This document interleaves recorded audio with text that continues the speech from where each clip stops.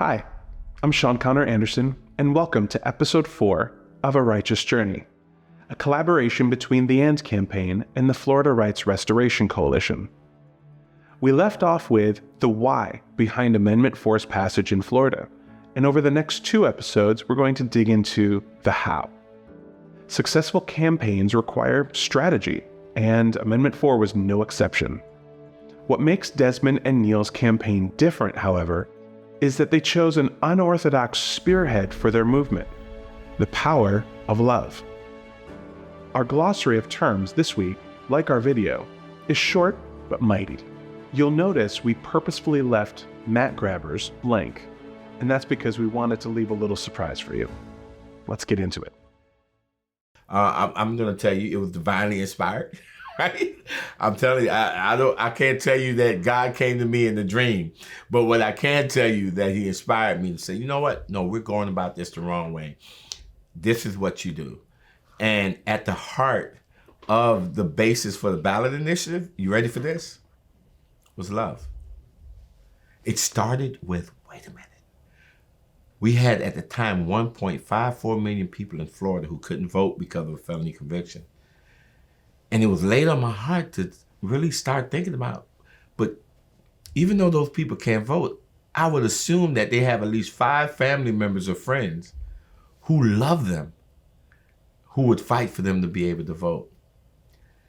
And wanted to create the moral dilemma. Do I vote because of what a slick sounding politician say?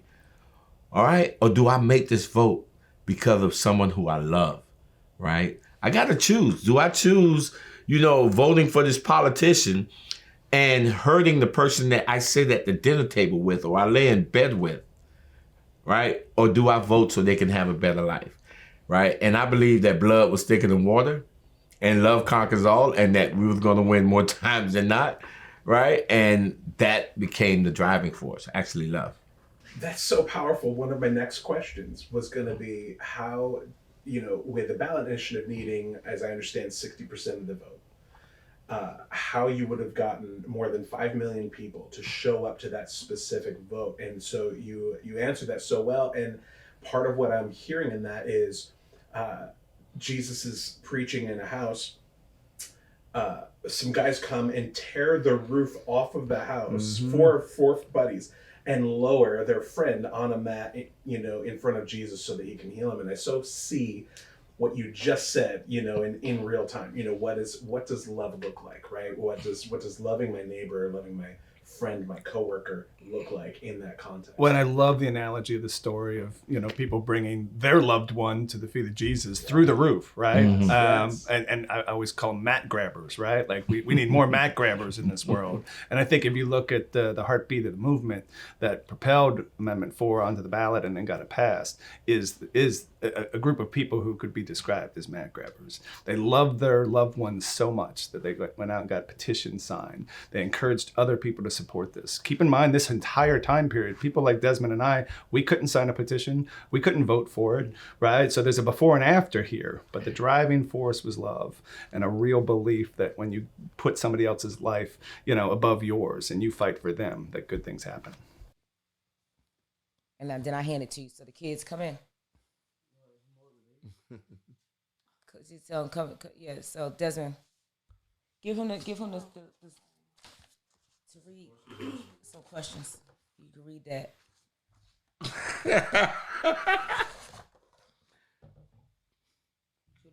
Wow. When did this come in? Come in, Nick. I have to read this. Show everybody what it is. Oh. Bam. Clemency. State of Florida. That's awesome.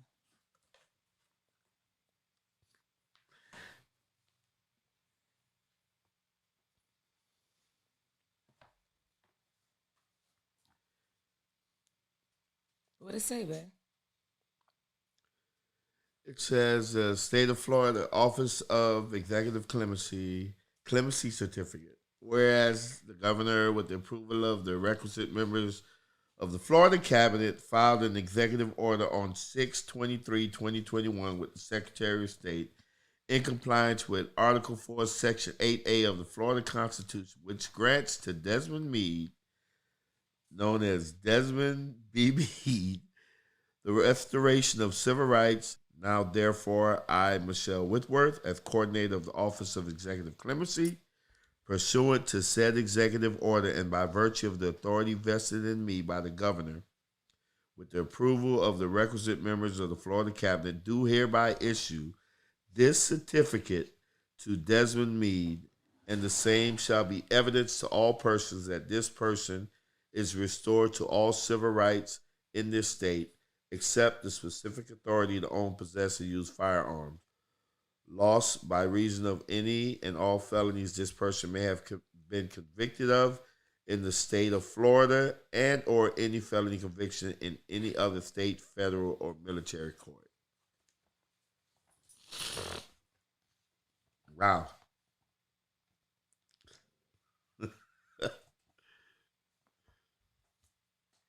Wow. What? How you feel, man?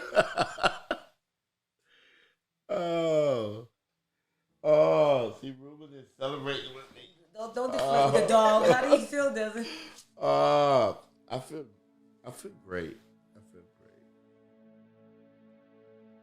Picture someone you love. What would you do for them? If they lost something important and you had the power to help them get it back, would you do it? That's the story of Amendment 4 and the millions of people behind it. Is leading with love a viable approach, or did Desmond and Neil just get lucky? Was this a once-in-a-generation opportunity, or can it be replicated? This week, more so than previous weeks, is all about application. As you go through your discussion questions, consider, how can love be leveraged to address problems in your community? How can moral dilemmas be a tool at your disposal? How can you be a mat grabber for the people around you? Thank you so much for watching, and we'll see you in episode 5.